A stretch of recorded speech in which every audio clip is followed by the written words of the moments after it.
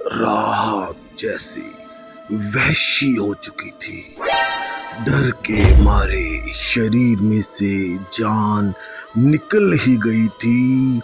ये सच है उस रात का जब जान तो बच गई पर दिमाग अब तक जिंदा नहीं हो पाया। ये बात 2 साल पहले की है। मैं शिमला से रोहतांग जा रहा था। रास्ते में एक छोटा सा गांव है, खाटूपुर। उस गांव से 2 किलोमीटर पहले मेरी गाड़ी खराब हो गई। रात का 1 बज चुका था। मैंने गाड़ी में से उतरकर गाड़ी ठीक करना चाही, पर ठीक खराब चीज़ों को किया जाता है। मेरी तो किस्मत खराब थी, गाड़ी तो बहाना था। इस जद्दोजहद में 20-25 मिनट गुजर गए और कोई गाड़ी भी नहीं आ रही थी, क्योंकि मैं गलत मोड़ लेकर जंगल वाली लिंक रोड पर आ गया था। मैं सोच ही रहा था कि कोई गाड़ी क्यों नहीं आ रही। तभी मेरे कंधे पे किसी ने हाथ रखा। मैं चौंक गया। पीछे मुड़ा तो कोई नहीं था। डर के मारे मेरी चीख निकल गई। लगा कि शायद वहम होगा। तभी मुझे एक आवाज सुनाई दी, विक्रम, जो कि मेरा नाम है। विक्रम, इधर आओ। ये वो पल था जब डर के मारे मेरे हाथ पैर सुन्न पड़ गए। डर दिल, दिमाग और जिस्म पर हावी होने लगा। खून जैसे रगों में जम गया। ये वहम था या सच, मुझे समझ में नहीं आया। डर के मारे मैं अपनी गाड़ी में बैठ गया। दरवाजे लॉक कर लिए। गाड़ी स्टार्ट करने की कोशिश करने लगा।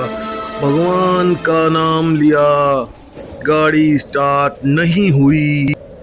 वहाँ ठंड थी, पर मेरे माथे पर डर का पसीना था। हाथ पैर कांप रहे थे। सोच समझ खत्म हो गई। इससे पहले कि मैं कुछ और सोचूं, मेरी गाड़ी में कुछ टकराया। भयंकर आवाज आई। मैं और भी डर गया। दूसरे तरफ की खिड़की खोलकर जंगल की तरफ भागा। क्यों भागा ये मैं नहीं जानता। भागते भागते एक पेड़ से टकराया, नीचे गिर गया। 1-2 मिनट के लिए शरीर और दिमाग सुन्न हो गया। मैं संभला और खड़ा हुआ। इधर उधर देखने लगा। चांदनी रात थी। तभी फिर से आवाज आई, विक्रम, और आवाज गूंजने लगी, विक्रम, विक्रम, विक्रम। ये गूंज सच में थी या मेरा वहम, या मेरे कानों में, ये समझ नहीं आ रहा था। कुछ समझ आ रहा था तो डर। दोस्तों, उस पल, उस डर में लगा कि जान निकल जाए। इस डर से तो मुक्ति मिलेगी, पर मुक्ति अभी कहाँ थी कि तभी मेरे सामने एक साया आया, आदमी जैसा साया। उस साए में से एक तस्वीर उभरी, आगे बढ़ी। चेहरा एकदम सफेद था उस साए का। उस साए के माथे पर खून जैसे ताजा ताजा चोट लगी हो। अब डर उस स्तर पर था कि अब जान निकली, कि तभी साए में से आवाज आई, विक्रम। यहाँ आओ, मुझे बचा लो विक्रम, मेरी जान बचा लो। बस यही वो पल था जब हिम्मत बिल्कुल टूट गई।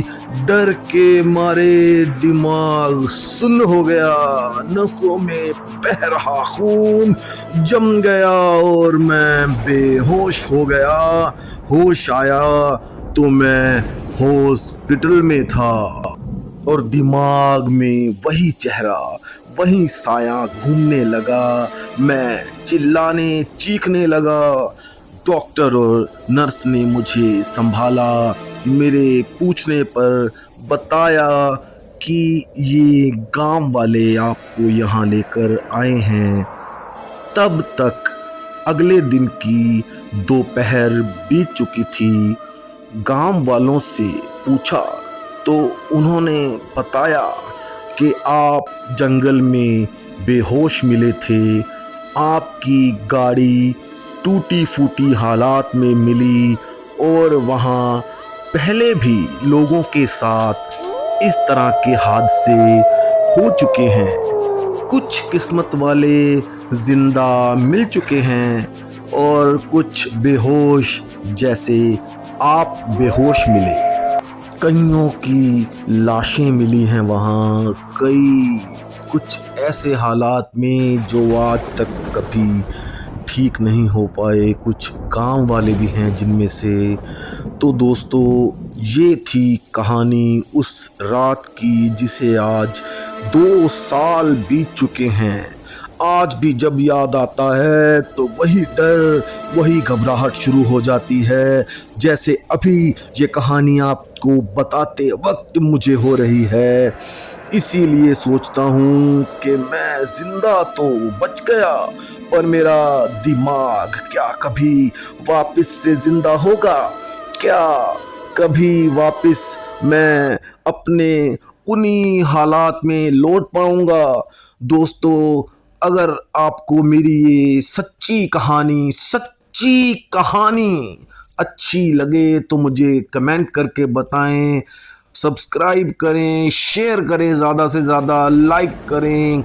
मैं आपको आगे भी इसी तरह की सच्ची कहानियों के साथ मिलूंगा दोस्तों।